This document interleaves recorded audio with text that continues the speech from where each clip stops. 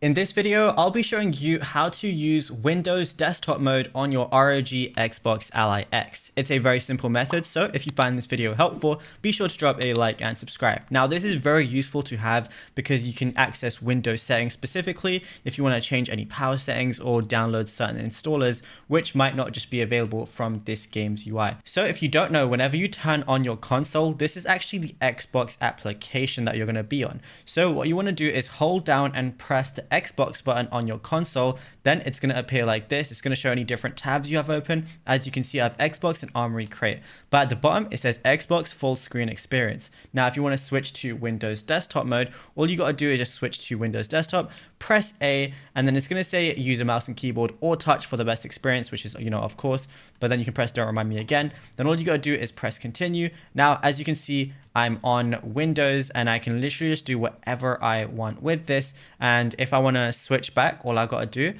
is hold down the Xbox controller again. Then I can just switch back to Xbox, and then I can go to Xbox full screen experience as well if I want to. It's as simple as that.